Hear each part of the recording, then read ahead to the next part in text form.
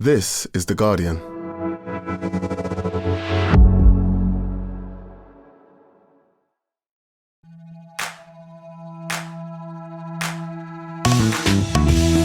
Hello, I'm Faye Carruthers and welcome to The Guardian Women's Football Weekly. Vibes only is what I've been told for this pod. The Lionesses did it. It's coming home, it's staying home. Did it ever leave home? Are we ever going to stop using the term football's coming home? Probably not. It doesn't matter. England have won Euro 2025, back-to-back titles against the odds and with fractured bones. They only needed 3 games of 120 minutes and 2 penalty shootouts. From that first game against France, though, we knew that if they were going to do it, they were going to do it the hard way, and they certainly did. We will revel in the final win in all its glory, unapologetically, and look at what it means. Plus, we'll take your questions, and that's today's Guardian Women's Football Weekly.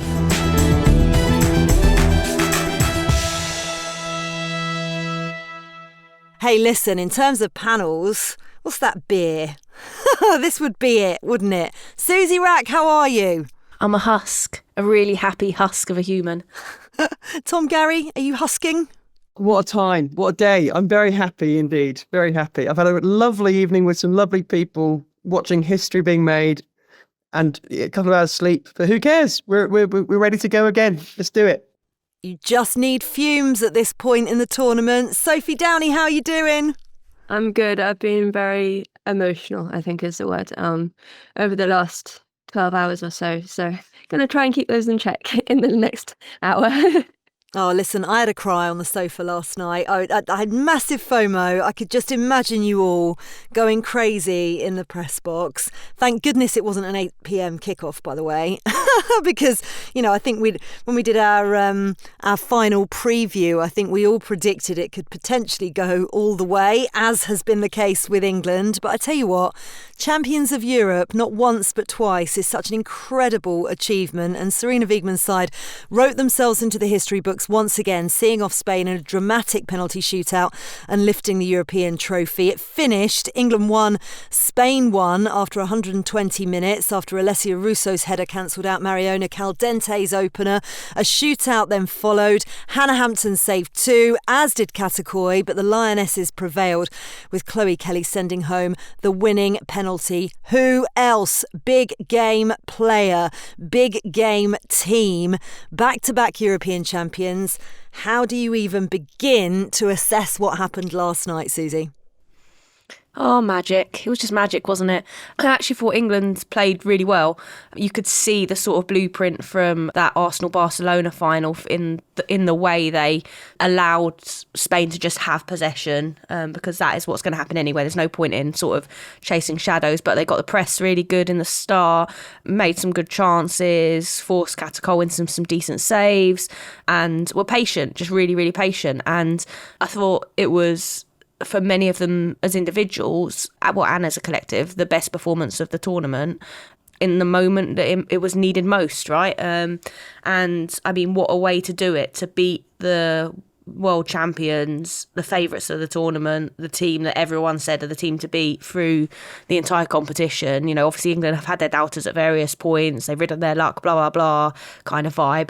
But you don't do that. You don't come from behind 3 times in a row in that manner through luck. Like, that is something else, something kind of undefinable, but that they talk about it being like gritty and proper English and all of that. But there's just this sort of, it makes me think of the Americans, the like 99ers, and then the team that won again in 2019 and 2015 and all of that. And it makes me think of that, a conversation I had with Megan Rapinoe once where she said, that's just a small humble brag there, where she said that no matter what point of the game they're in, they could be losing 4-0, they still believe they're going to win the match. And they may not go on to win it, but at every single point they believe they're going to win. And that's the mentality shift that I think we've seen in this England side in the past sort of like 3-4 years, is that they genuinely don't believe they're ever done. And that's what gets them through it. Yeah, the resilience piece was just quite incredible. We'll get on to Lucy Bronze and the fact that she played with a broken tibia for most of the... Was it a tibia or a fibia? I always forget which one's which. Tibia for the whole tournament. That's just mental, absolutely mental. But we'll discuss that in a minute because I just want to kind of revel in the overview of it all, Tom. How do you define how historic a moment it was? Bearing in mind they're now the first English team to win overseas, first England team to win more than once as well. What does it mean? Well, I think they're now the most successful England team we've ever seen, and they deserve that status. The team performance last night was so much more impressive than 3 years ago because while that was wonderful on home soil and it was historic at Wembley, this was a higher calibre of opposition. It was the most technically skilled opponents in the world, and every England player really delivered when they were called upon. There are so many stories, Faye, we could talk about. I want to throw praise at Jess Carter, a week on from that awful racist abuse. What an immense performance from her. Williamson, alongside her, put in a performance akin to the way she played in the Champions League final. I thought the pair of them at the back were immense. But players like Lauren Hemp putting in such a big shift. I thought Greenwood did well. Hannah Hampton making that crucial save from Pina and then 2 saves in the shootout. Chloe Kelly coming up the clutch again. So many players had a massive game, and I really think it was the ultimate team performance. Everybody delivered in the final, and they deserve all the praise they're going to get now because this is a remarkable achievement for them to win on foreign soil, really. And if you think about how compelling the chaotic drama has been, Faye, like in the knockout stages, penalties, last-minute winner and penalties again, they have taken the nation on an emotional journey that I think we will never, ever forget. It was really special. It almost feels... Look, the first one is always the most special, 100%. I understand that. However, the manner of this one, Soph, feels like it... I don't want to compare either of them because they're both completely different experiences and for very different reasons. And actually, I'm quite pleased about that in a way because this win just showed a completely different side to England, didn't it? I mean, you've covered the team for such a long time. How do you kind of look back on it and bring the emotion? Don't hide your emotion, please, Soph. I don't want to bring the emotion because I'm going to cry again. No, I think you're perfectly right there. I think in 2022, it was kind of a youthful jubilance of, they were this young team. They were on home soil. They were expected to do well, but they weren't really expected to win it. And that you saw at the end, right? The outpouring of emotion on that day was just like, we can't believe what has happened. And since that point, they've played themselves into being a favourites in the World Cup and, up with Spain and in this tournament, and they're expected to win things. And it's a disappointment if they don't win things or if they don't perform well. And I think you saw in the celebrations last night, like that maturity, that they've really come on as a team, as a unit. They've kept a lot of the players from 2022, but they're not exactly old, are they? You're talking about, Leah Williamson is 27? Alessia Russo is 27. They've still got a lot of running in those legs. They're still quite young in terms of as a team. And I just, it's just an incredible, incredible moment. And as someone who has followed this team home and away for 13 years, it was really emotional yesterday. I was on the fan march and with all of the England fans. And, it used to, 13 years ago, I'd be at the Cyprus Cup and it would be me and Rachel in the stands and maybe a couple of people in the press box. It really wasn't a big following at all. And to be in that march with everyone yesterday, thousands of England fans, just really, really got to me. I properly bawled my eyes out for the first time of many times yesterday. I cried on the sofa too. I sent you a video, didn't I, of Ted? So the football won over Paw Patrol, Susie. I think it's important to let you know. He wasn't very happy about it, but it did win. He also got very confused because we've been watching the Lions in the rugby union in their tour in Australia, and obviously they play in red. And so when the teams are lining up, Ted starts going, "Come on the Reds!" Like, no. Come on the white. He just couldn't work it out at all. So it was like, come on England. And then he literally was watching the penalties behind his face. It was very sweet. And, we'll get on to the legacy part of it. No job is too big, no pup is too small. Paw Patrol are on a roll. The Lionesses are on a roll. Oh yeah, just magic. It was, watching, and my niece as well. She's 18 years old. She was just looking, going, "What? Michelle Adjumang's the same age as me?" I'm like, She's like, "Wow." But let's talk about the game. Look, ultimately, it doesn't matter. This is what I always find so funny when you get to a final. Unless you're on the losing side and then you literally overanalyze it so much of what could have happened, what should have happened, etc., etc. When you're on the winning side, you just don't really care. However, this is the Guardian Women's Football Weekly and we analyse football properly. So, Susie, in terms of the actual game itself, Europe's best, both of them going head to head. We thought it'd be a bit of a chess match. It kind of panned out a little bit like that, but as they got more tired, it became a little bit more chaotic. But what did you make of the actual game as a spectacle? Oh yeah, I think it was definitely. For one, as a spectacle, it was a great game to watch. I was just sat there, like at various points, turning to Johnny on one side of me and Sophie on the other, going, "This is just a really good game. Like, I'm just really enjoying watching this, not writing on it." That was frustrating. It's frustrating I had to do some work. But yeah, I think, the difference, a difference between those two teams is that obviously in England, in Sarina Wiegman, we've got I was going to say arguably, but is it even arguable anymore that she is the world's best manager?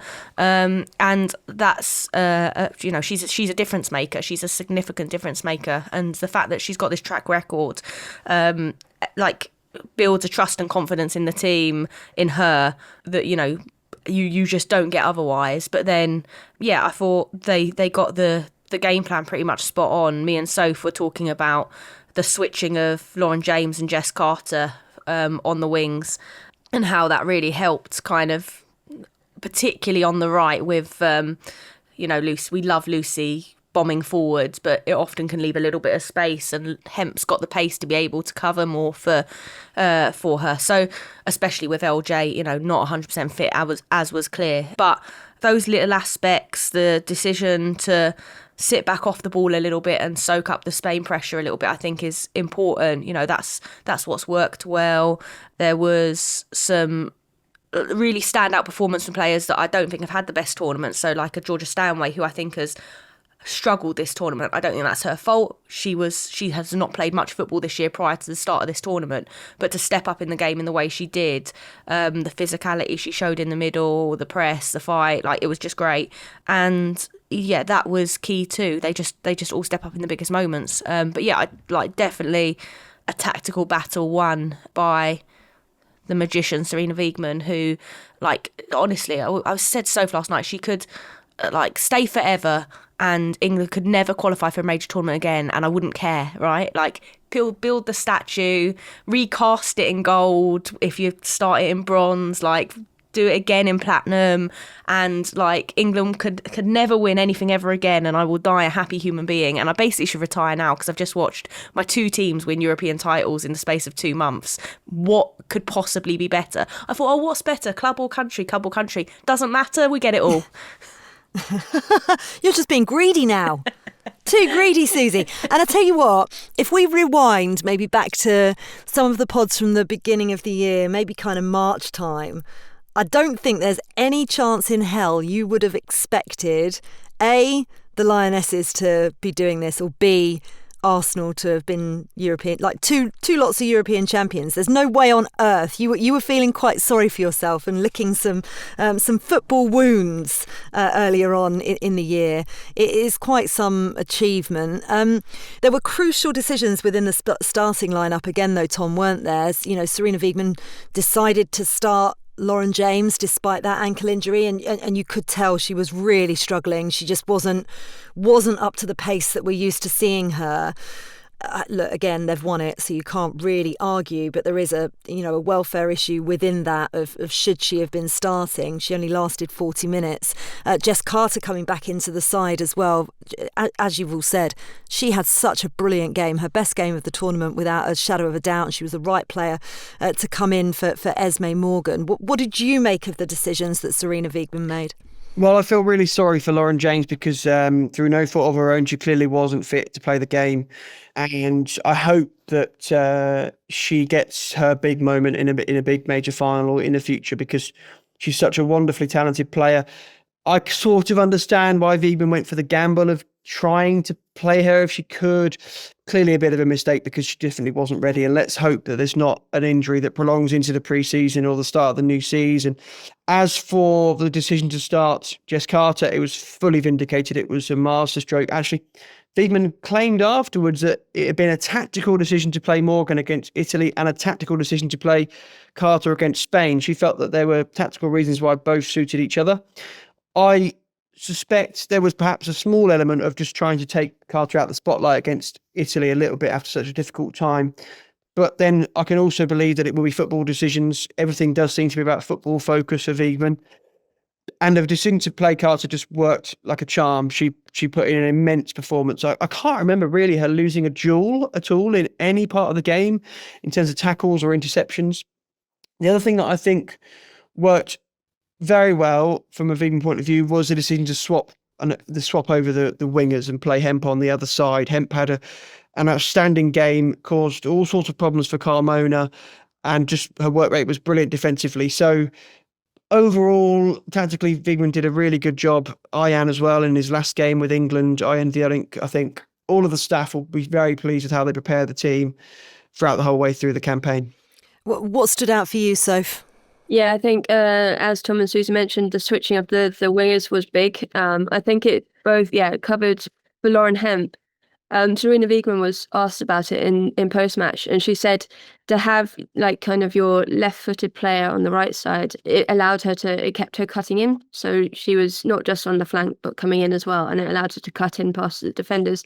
But I also think because Lucy Bronze was inverting so much, she was coming into the midfield a lot. And she was flooding that midfield zone. And I think that was to try and keep out, Patry, Atana and Alessia and nullify their threats, especially when England were in possession. And it allowed Lauren Hemp to just hang out on the right side. And when she got going, she had the beating of Olga Carmona every time. She just had that burst of pace that could skip past her. And there was this brilliant one, I think, in the first half, where she literally just touched the ball. It rolled all the way along the touchline, and she just spun around Carmona and got at the other side. It was like she almost passed herself. But yeah, so I think that was really influential. A word on the Leah Williamson as well.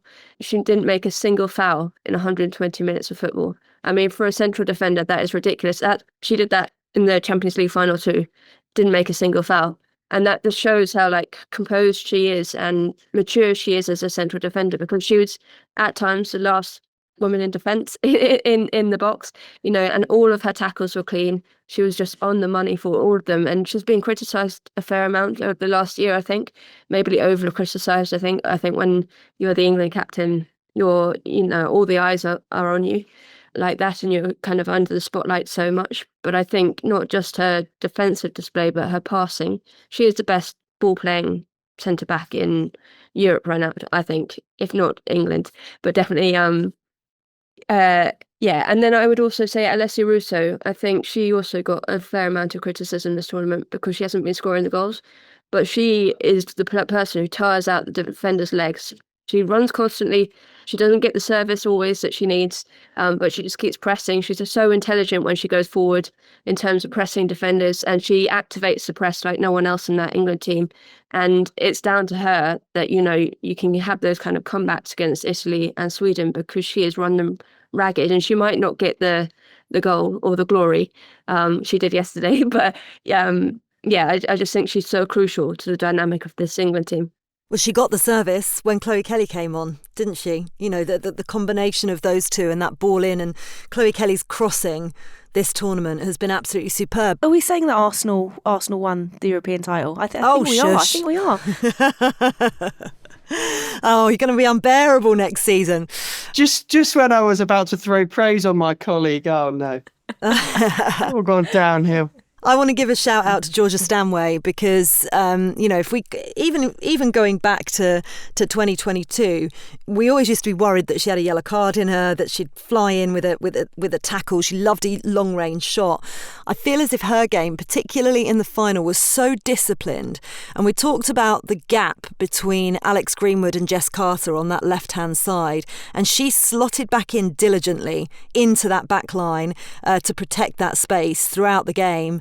And I just want to give a nod to that because she's, the midfielders I think have not been, the centre of attention in this England side this tournament. And actually, we did think that Spain's midfield would be, superior, but England have managed to bypass the midfielders in many ways, but they've done other jobs that have been important, but not necessarily, spotlight jobs, if you like.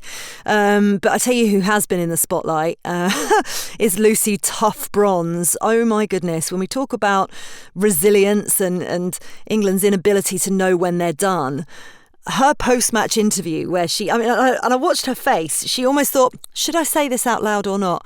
No, do you know what? I've been holding this in for quite a while now. I'm just going to tell you all that she's been playing the whole tournament, not just the final, the whole tournament with a fractured tibia. Effectively playing, as Susie had said about Lauren James, on one leg, and she goes and does what she's done. I feel like that's kind of emblematic of the whole team, really, Susie. Yep. I mean, that's not something we should encourage, right? Like playing on a broken leg. Definitely not. I don't know what the medical staff are thinking, but I mean, obviously Lucy Bronze is a different beast. And plus, I mean, I was thinking about it. She did that injury, she said in the mix zone afterwards that she did it in the Portugal game, so 2 months ago. If it's a hairline fracture, 2 months is a decent amount of healing time. But yeah, she's been playing through pain within that time quite a lot, I think. Oh, well, she said she had. Yeah, it's completely emblematic of her and what she brings to this team and of the team's performances during this tournament as well. She's just a warrior. And the fact that, she took, and it was taking the knock to the knee in extra time that forced her off, and it was the combination of the two. Oh shit, my broken tibia and I've taken a knock to the knee. Better probably go off, but still tries to play on for a significant time. And then I don't know, you probably may have seen it on TV, Faye. I've just seen clips of it this morning. But during the penalties, obviously she's been subbed off at that point, and her leg is her knee is strapped up. She's hobbling, but she is on the pitch, and the fourth official is telling her to get off the pitch, and she's there bouncing like a little rabbit, bouncing, and Georgia Stanway runs on and just pulls her off onto the touchline, and she just lives and breathes every single second of football, wants to be a part of every single second of football. She needs to go on forever, and she probably can, because she seems to be completely indestructible. Listen, this is a conversation for another time because she's not retiring anytime soon, is she? But I'm fascinated to see what she's going to do in the game going forward and where we get this, incredible athlete's expertise going forward. But now is not the time for that, for sure. Now is the time, though, to heap some praise on Hannah Hampton, the shootout queen once again. 2 saves keeping out Mariona Caldente and Aitana Bonmati. I mean, she's properly repaid the faith that Sarina Wiegman put in her, Tom, hasn't she? Yeah, what a tournament. What a moment for her. Still a young player, of course. And if you think back to sort of the story of her childhood and having problems with her depth perception and her eyesight, to even just be playing at this level is an achievement. And then to go and take on the number 1 shirt and play like this, make 2 saves in the shootout against Sweden, 2 saves in the shootout against Spain. And not just that, I think also a save that kept England alive in the 86th minute against Italy in the semi-final as well, when Italy could have gone 2-0 up. All those things combined, the saves against Sweden earlier on, she's, I think, been the goalkeeper of the tournament, which, when you think how well Anne-Catherine Berger played against France, is saying quite a lot. So well played, Hannah Hampton. England fans have got a new sort of keeper between the sticks to idolise, and she's done really, really well. I think her story is one of the nice stories of the campaign, for sure, of which there are many. There are so many. There are so many stories. I was on the Guardian Football Weekly earlier on with Seb Hutchinson, Max Rushton and Nick Ames. And one of the first things that Max said at the beginning is the stories that this England side have. You know, that there's so many that will appeal to so many different people for many different reasons. And I mentioned I was watching with my niece last night. It was really lovely. It's the first time I've properly experienced following England like this in such a long time since I've been England correspondent.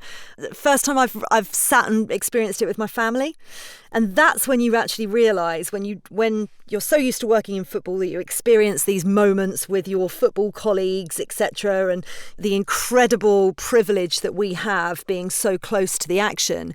But actually it takes you back to being a kid before you worked in football, where you experience the moment with your friends and your family. And I found it really fascinating, particularly watching my niece, who's not a massive football fan at all. In fact, we, quite literally drag her sometimes to Kenilworth Road. Like, you're going to be on your own tonight, Annabelle, so you might as well come to the football. But watching her, saying, oh my goodness, Michelle Adjumang's the same age as me. She loves Chloe Kelly as well. She's just got this obsession now with Chloe Kelly. She went, I really like everything about her. I like her swagger, she says. And this is the thing, those stories capture different people for different reasons. And, Chloe Kelly, and watching what she's done and how coolly and calmly she's done it. The year that she's had, Soph, I mean, it's a definition of a roller coaster, isn't it? Same as with a few of the other Lionesses as well, but a story of resilience on a personal and a team level for her. Absolutely. And I can honestly say that when she walked up to take that penalty, I had absolutely no doubt that she was going to score it. She just has that self-confidence and aura about her. And Tom pointed out to me last night that Lucy Bronze had actually been on the bench telling everyone to calm down because she knew that Chloe Kelly had this.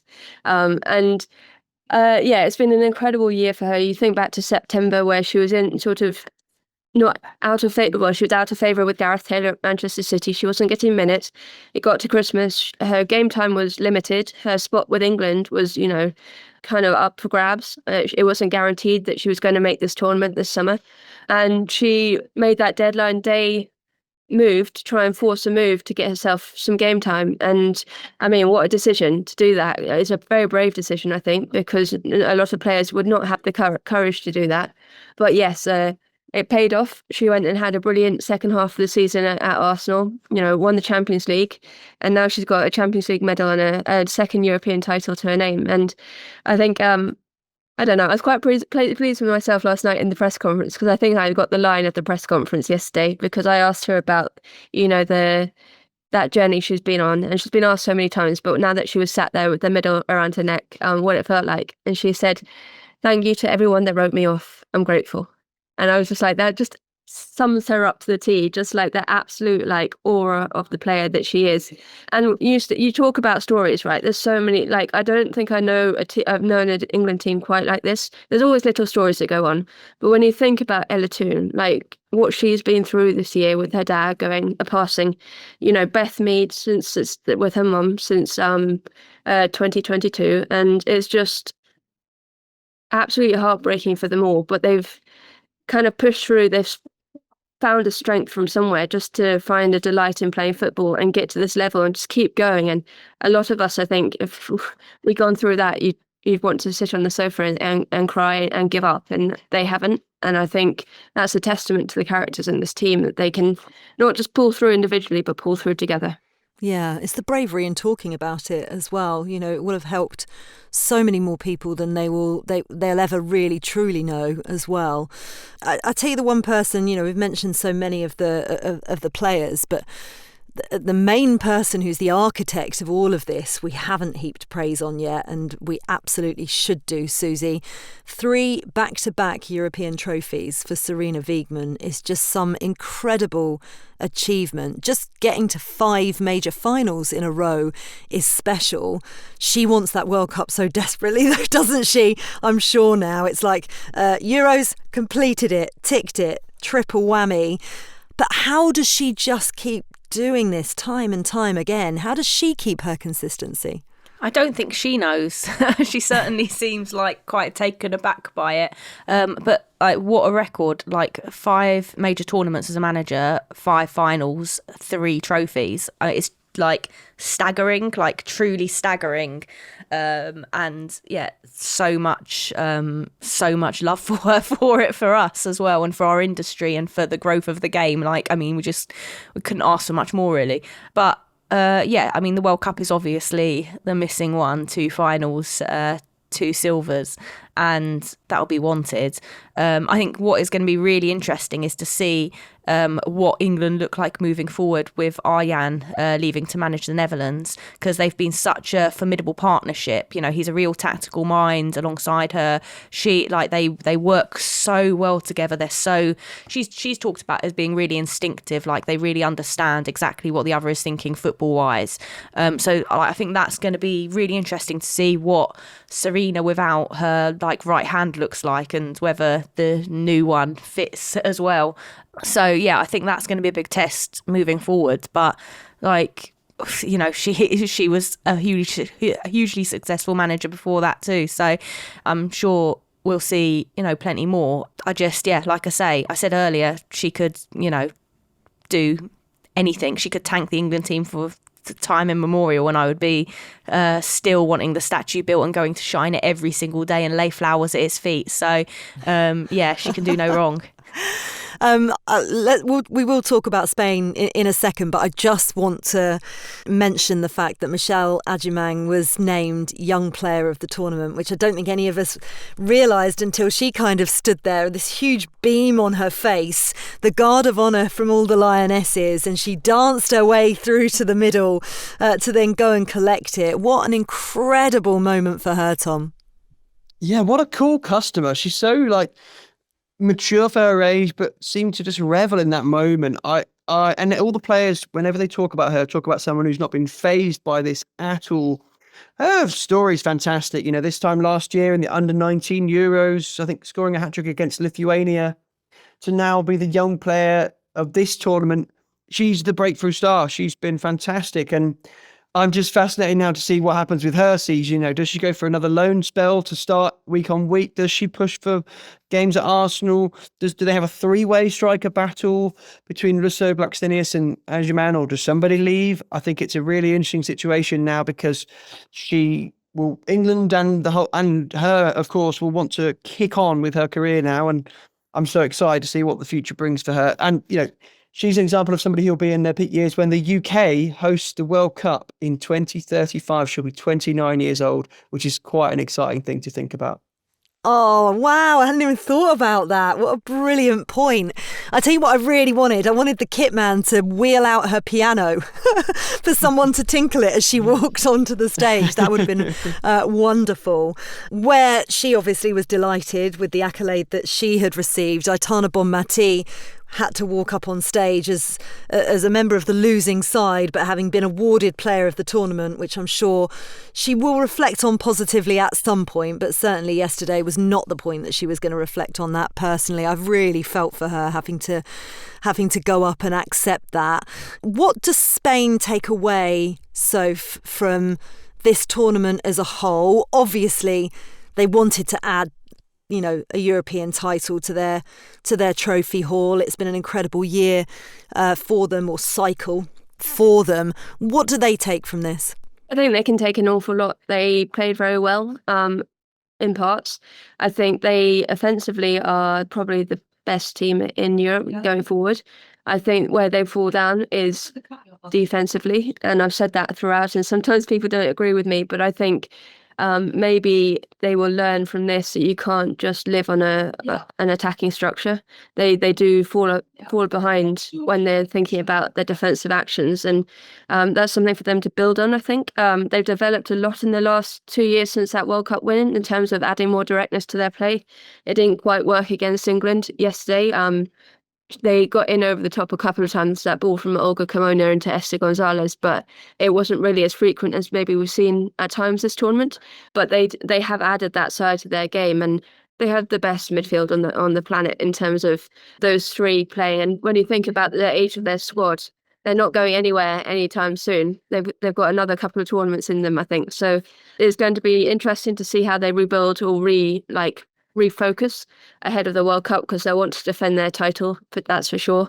But yes, this one, I think for them will feel like the one they got away a bit, not because England they came up against a really strong opponent in England in the final, but they were so desperate to get that European Championship on their name. It's the one trophy they haven't won. Also, I guess part of me feels for them, not too much because I wanted England to win, but I really wanted to have their moment of celebration where they could really, really celebrate. And I hope that comes in the future because they've got such good players. They've managed to change Spanish football in a lot of ways. They've still got a long way to go. They've been leaders at the forefront of that. And their moment in 2023 was ruined is still a kind of a really sad part of that whole story. But they'll come back. They've got the players to do it. I think they'll learn a lot from that experience as well, that, they can't just get through on pure offensive football, attacking football. No, although they did have their chances. I think it's important to highlight Salma Paraluelo came on and she got herself in brilliant positions but just had no finish at all, and then obviously stepped up and pulled her penalty wide as well. She was so good in 2023. I think she'll be incredibly disappointed with that performance. I think that's also the problem as well because they registered, 5 shots on target, I think, which was the same as England, despite having 22 created. I can't remember the exact stats, but something along those lines. They had the same on target as England, and that's just not being effective enough in terms of, yes, you can hit the ball towards the goal, but if you're not making it count, it's not really being effective in what you're doing. So that they have to relook at that a bit because I think it has happened a couple of times this tournament as well, where we've kind of dusted over it a little bit. Well, they missed that number 9. We've mentioned it. They are the complete package if they can get that. Looking forward, Susie, the Lionesses fly home today. We're recording on Monday morning. They're going to go to Downing Street later on to meet the Deputy Prime Minister, I believe, before they're going on a bus parade and having a celebration outside Buckingham Palace on Tuesday. I mean, there is an explanation of the growth because we were at Trafalgar Square in 2022 and it was absolutely heaving and they needed more space. They've gone and given them more space by giving them the Mall, essentially. How is the impact, though, of this win going to differ from 2022? Oh, and I'm going to be on holiday. I did tentatively look at Skyscanner to see whether I could get a flight back from Basel tomorrow morning and then get a flight to Munich in the evening, but I thought it'd end in divorce, so I haven't even suggested it. No, it's huge. It's what's incredible is obviously 2022 got people on board, right? And this tournament, if anything, I think has been more special because it's shown the impact of 2022 because the number of travelling fans, I think everyone was a little bit like, oh, can they do it on foreign soil? They had the huge home crowd advantage in England. They've had a home crowd advantage here, right? Majority of the games they've played, the fan base has vastly outnumbered their opponent. It's been phenomenal. And the work that's been done, praise for Debs at the FSA, who's been plugging away for so long, alongside the FA, backing what they were doing and them coming together in partnership and funding Lionesses HQ and going in collaboratively was massive. Well, this is the difference. We've gone from free Lionesses in a pub, in 2019 in France. That was my first experience of free Lionesses, and there were literally, 20 people in a pub, and now Lionesses HQ just looked in Zurich, looked incredible. And thousands on the fan march as well. Yeah, it's just been an epic effort, and this is Deb Stillworth, by the way. Remember her name, everybody, because she works tirelessly behind the scenes. Absolute hero. And then also the fact that after that first game they were in knockout tournament football, and the incredible Sweden victory, the incredible Italy victory, and then this incredible comeback from behind in the final.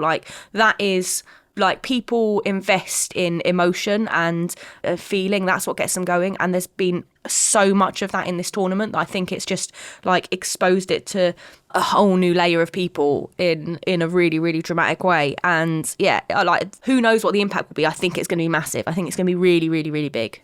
Yeah, I agree. Right, that's it for part 1. In part 2, we're going to have a look back at the highlights from the past month, and we'll go over our predictions that thankfully are still terrible.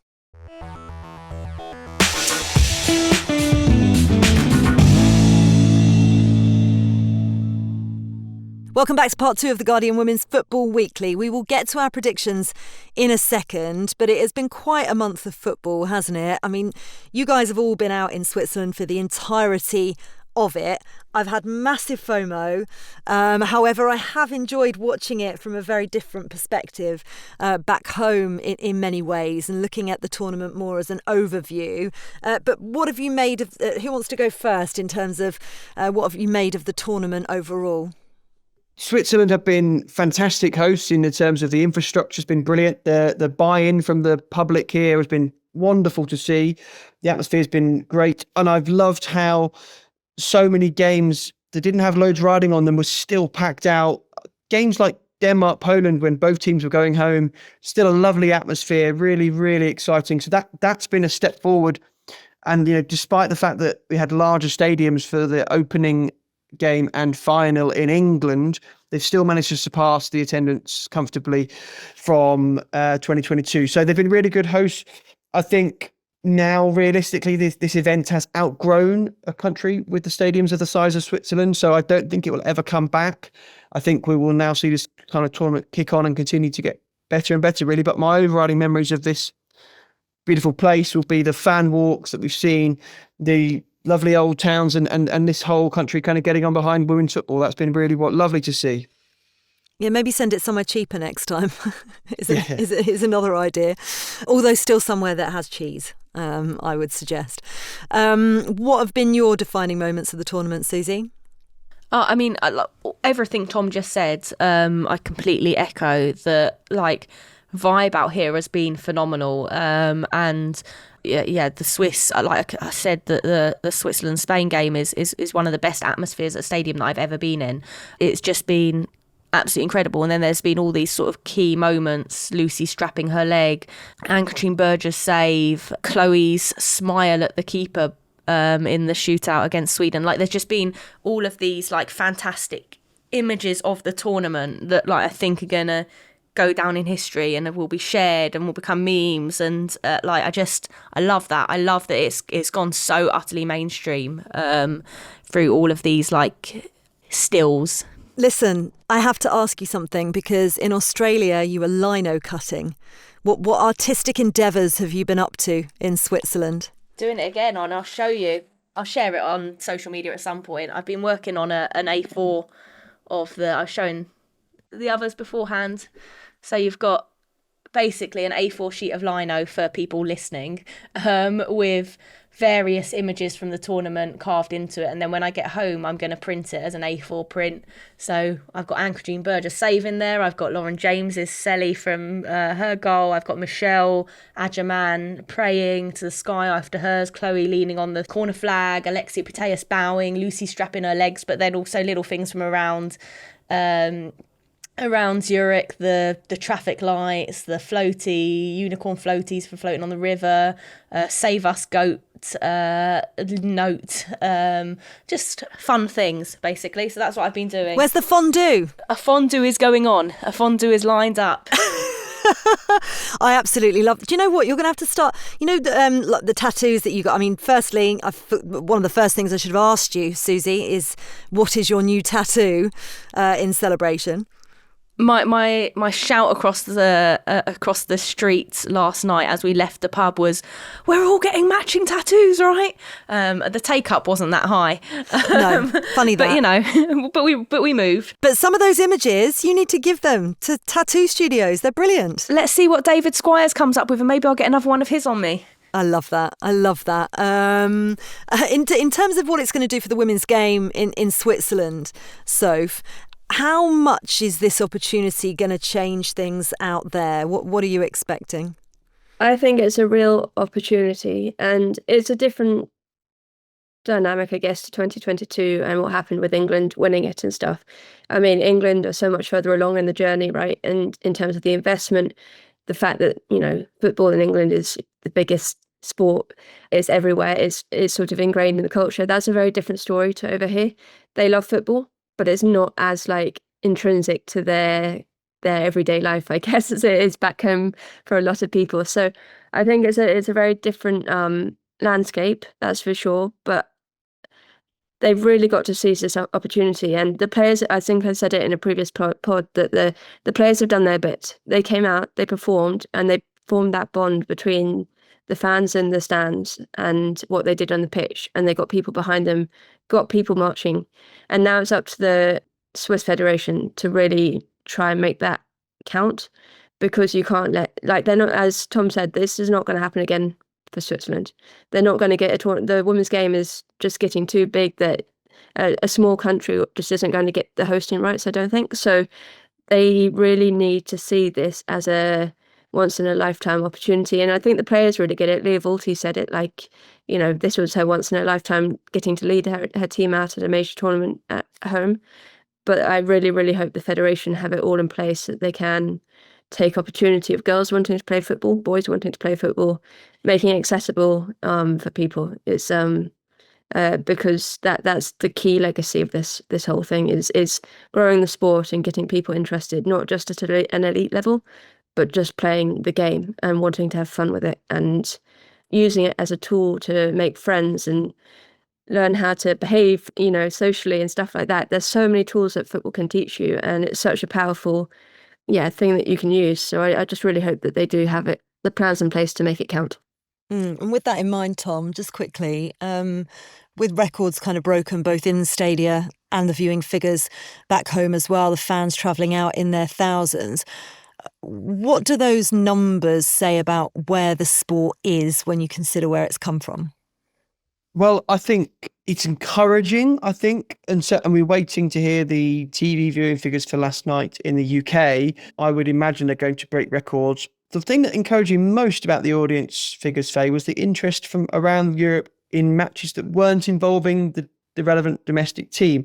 I heard something amazing yesterday that Germany's television figures for the England-Italy semi-final were nearly 8 million viewers at peak, which sort of blew my mind, because that's the sort of figures we would see here for like a group stage men's World Cup match.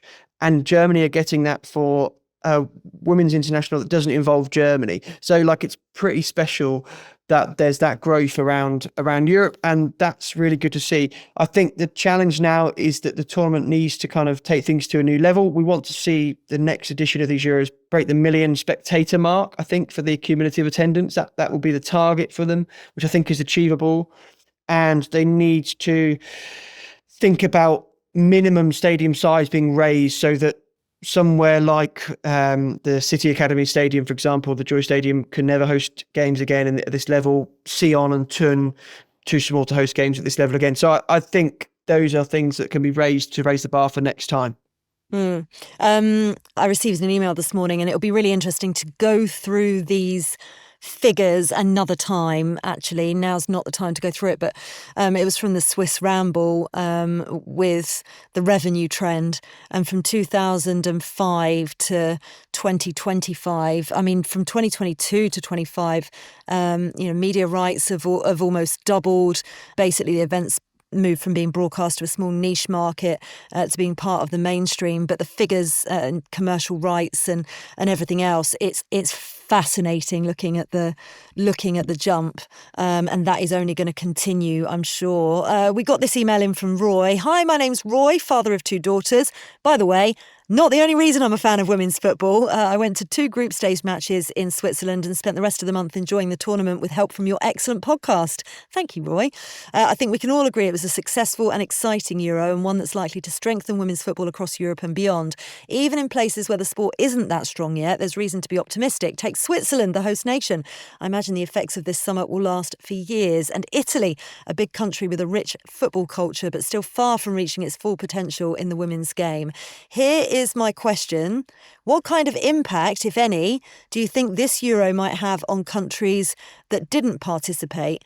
On one hand, you'd hope the momentum spreads across the whole continent, but on the other, could it actually widen the gaps? A really good point. Looking at the participants in this year's Euro, apart from Poland, they're all from Western or Northern Europe. Is there a risk that women's football becomes a kind of closed club, while in much of Eastern Europe and the Eastern Mediterranean, the sport still keeps struggling to grow? As someone living in one of those regions, I'm hopeful, but also a little worried when I see the gaps. What do you think, Soph? I think there is a wider impact to be had. nations who weren't at the tournament had it shown on broadcast. So I just think about, you say, the Republic of Ireland. RTE was showing the games, even though they weren't there at the tournament. And I think that's had such a big impact in terms of visibility-wise, right? Not just, yes, their country isn't in the tournament, their stars aren't on the TV, but it just shows the growing impact and the growth of the sport, I guess. It's hard with the smaller nations as they're trying to develop. I still am not entirely convinced about like the Nations League bridging that gap. I still think League C teams get stuck in League C a lot of the time. They might float up to League B occasionally and then come back down. And, you know, it's really, really hard. So I think investment needs to go on across the board. But examples of success and of investment from other federations, but also from branding and newspapers and brand partners and all of that, I think a lot of federations will now step up and think, oh, we could have a bit of that, you know, a piece of the pie ourselves. You know, the return on, I can't remember the figures, but the return on investment on women's sport at the moment, you know, long term is projected to be huge. You just have to play the long game a little bit.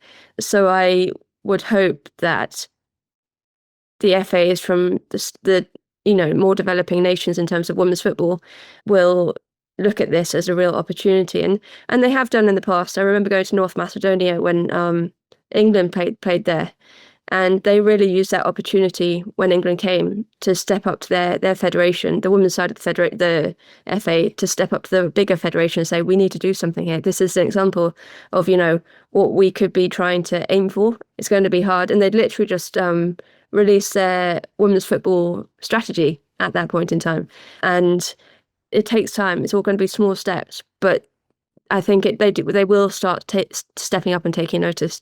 Yeah, it's a really interesting point. Okay, listen, we need to go over our predictions.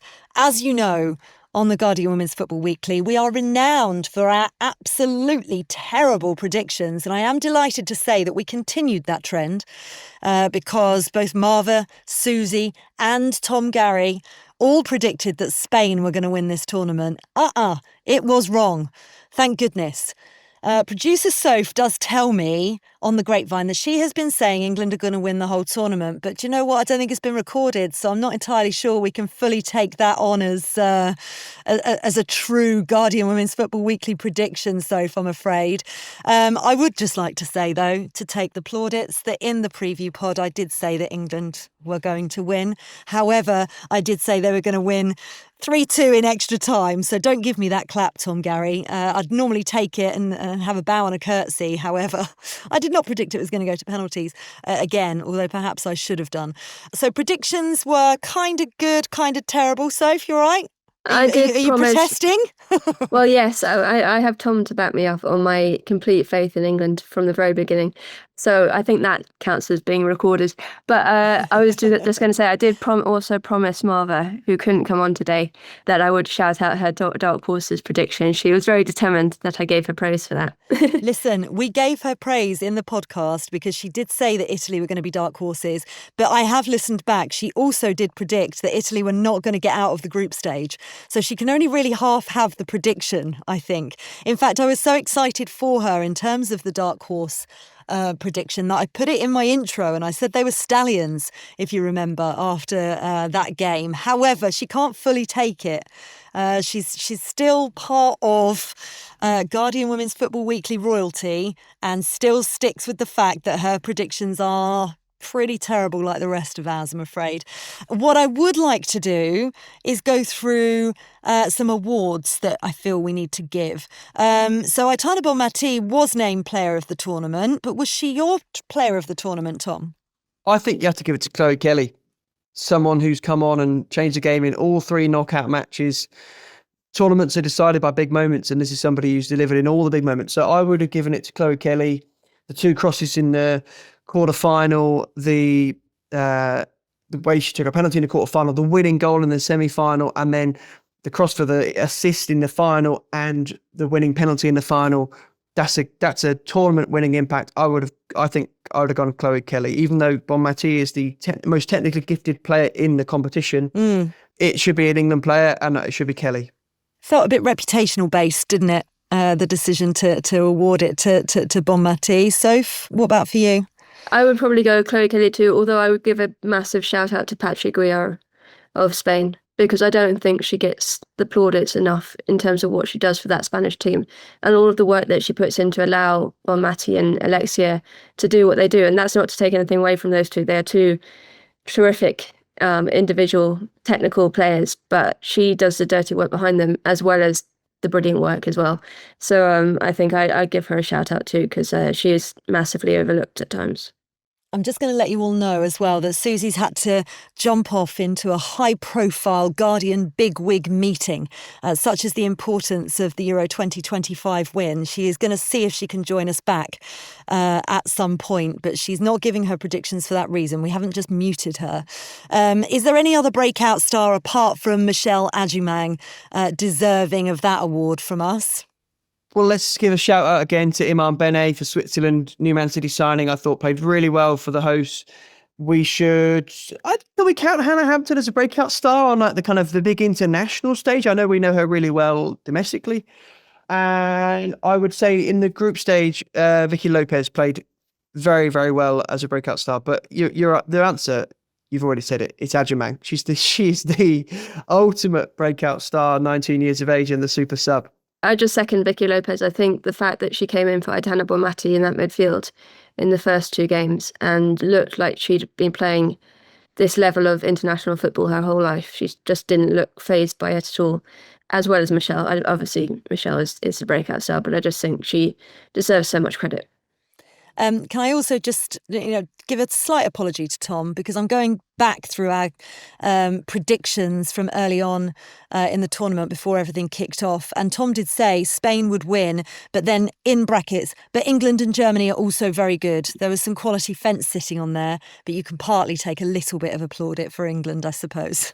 But that's a good point though in how close it's been, right? The fine margins between England, Spain, Germany. I mean, England could have gone out in the quarterfinals if Falk had scored a penalty or Jakobsen had scored a penalty. So it's been very fine margins. And I think all of us were right as a group to look at kind of that group of teams in England, Spain, Germany, Sweden and France who have all been really strong. And that's so exciting for the level of the tournament going forward, because this is going to be really close for many years to come.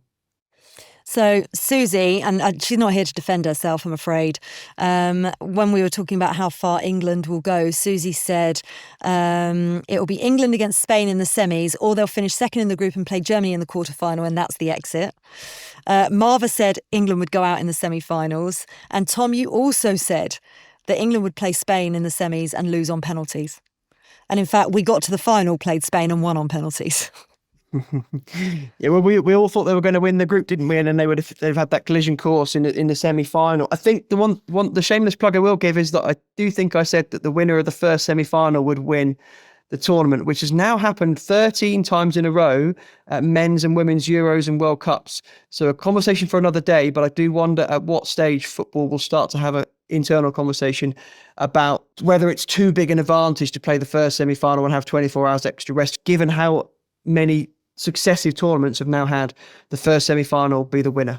And by the way, you did say that Iman Benet would be the player to watch, so you were correct on that one.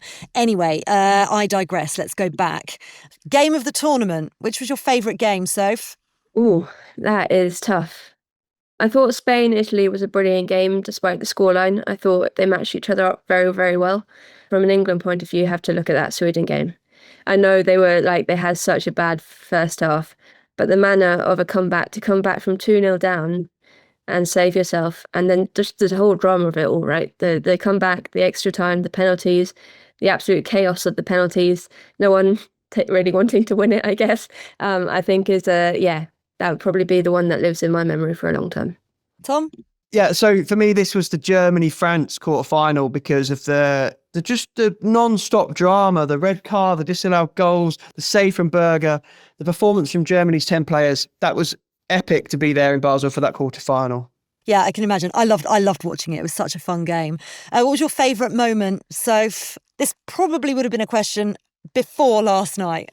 Yeah, if I'm taking the winning of the thing out of it, I think being in the stadium for Switzerland, Spain, I wasn't in the press box that day, I was in the crowd, and I was amongst the Swiss fans, and you could just feel how special that moment was. Like, I get very emotional, but it made me very, very emotional anyway. Just seeing the way that they had a connection with the fans, with the way that Pia, has really embraced this role as being the manager of Switzerland. She's managed some really big sides in her time, right? And Switzerland is a different project for her, I think, but she really, really gets it. And the way that she approached the tournament, that moment was just really special. And for me, it would be the moment when Switzerland scored their 92nd minute goal to go through to the knockout stages. I was actually watching that game with a slight delay on the screen I was watching on in Zurich. So I heard the reaction from the city of Zurich outside the window before I saw the goal, and the kind of roar of noise and all the other balconies around Zurich that were all clearly watching the game. And that was just so lovely. That was the moment I really realised that the whole nation had kind of fallen in love with the tournament. And that will be my favourite moment for a long time, because it was just such a nice noise to hear a city react to a goal with such joy. That's kind of similar to favourite memory, but what have you picked for favourite memory, Soph? For me, it's getting to do this job is really special, and getting to do it with my wife as well is very special. And also, some of my best friends, I was sitting next to Susie yesterday in the press box. I sat next to her every single England game. There are many others in that press pack who I consider really good friends, and these moments, we shouldn't really take them for granted, I don't think. We're very, very lucky to do this job, and to see England get to 3 finals, win 2 of them, has really changed our lives as well, as much as in different ways, but as much as the players, it's given a lot of people employment and job, and it's kind of paralleled the growth of the sport. So I count myself very lucky. And yesterday, I have to really thank Susie, because she was on the whistle with her report, and I was just literally bawling my eyes out. And she was on one hand typing on her keyboard and the other hand patting me on the back, just making sure I was okay. And I think those moments are just, priceless. Yes, same as Soph. The memories around the winning moment for England. I was sat just underneath where Sophie and Susie were, with the Independent's Jamie Braidwood to my right, and he and I had speculated through the shootout. Oh, do you think Kelly's on number 5? And Kelly's and when Spain missed their penalty to set it up for Kelly to win it, we both sort of looked at each other, and Jamie just said, Kelly to win it, and we just realised this was the moment that was coming. And there were so many lovely memories there. The reaction of all the England's families and friends in front of us when the winning penalty went in. FA staff, the likes of Greg Dimitriou on the communications team, just sort of leaping onto the pitch, hand on his mouth in complete disbelief. All of those little tiny moments of joy will be memories that we'll never forget. It was lovely. Etched in your brain. I'm going to give the quote. My favourite quote was from Robin Cowan. It's burger time.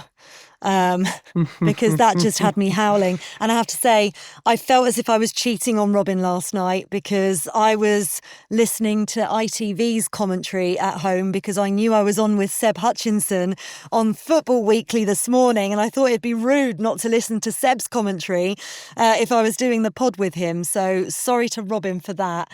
Both friends of the Football Weekly crew, for sure. Wow. Look, Susie's got loads of them. I'm sure we'll talk about this again and again, but we have been bringing you all the latest from the Women's Africa Cup of Nations, and they had their final on Saturday, and it's Nigeria who have won the title for the 10th time. It was a sensational comeback win over Morocco, the hosts in Rabat. They had gone into a 2-0 lead, Morocco, thanks to goals from Jelaine Shabak and Sana Massoudi, but Esther Okoronkau pulled one back from the penalty spot before Ija Milusi levelled the score. Substitute Jennifer Eshagini scored the winner, though, in dramatic circumstances with just 2 minutes left to play. And actually, Morocco, unfortunate record holders, now the first country to lose successive Wafcon finals. They lost to South Africa last time out. Painful for them, but absolutely incredible. They also scored twice as many goals against Nigeria as the rest of the champions' opponents here, all put together, which is some feat as well. But ultimately, it is Nigeria who win the title. Right, Susie is back. Susie, you have missed me absolutely hammering you for your terrible predictions of England going out at the quarterfinal stage or semi-final stage, depending on where they finished in the group. Tactical, Faye. You have also missed out on giving us your takeaways from the tournaments, but I am going to leave you with the last word, if you like, and your biggest takeaway and your favourite moment from this tournament. Biggest takeaway, just like the visual impact of seeing the success of 2022 in the way this tournament went, in terms of like obviously both the quality on the pitch, but in terms of like the fans and the way they travelled and the way they've supported this team and how vocal they've been. Like, it feels like a proper like away movement now, which I think is like really special and growing, and just I wasn't expecting it, so that's what really got me. And then it's got to be Lucy Bronze strapping up her leg, right? Like, she's just like, now knowing that she also had a broken leg throughout that tournament, and she's on the pitch strapping up her leg herself, ready to play on, playing through her teeth. I just love it. I'm living for Lucy Bronze at the moment. Like, I just think maybe that's the tattoo. Maybe her strapping her leg is the tattoo. I don't know. We'll see. We shall see. Right, it's been an absolute joy and a pleasure. I've missed you all in Switzerland, but I've loved hearing your tales of what sounds like a wonderful country, and it has been a wonderful tournament. So go and get some well-earned rest, please, and some sleep. Going on holiday this afternoon, so I can't wait.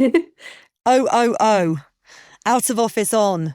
Tom Gary, a pleasure as always. Take care, mate. See you soon.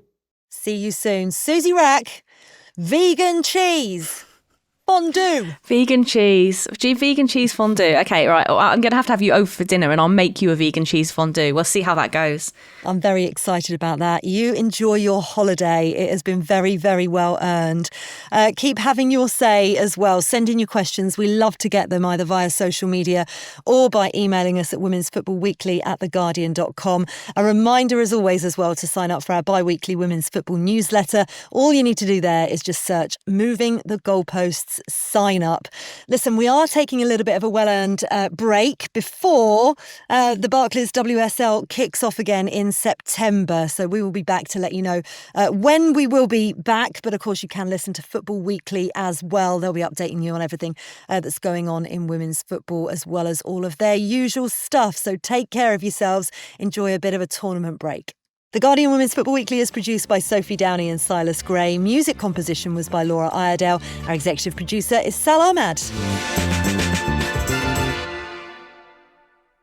This is The Guardian.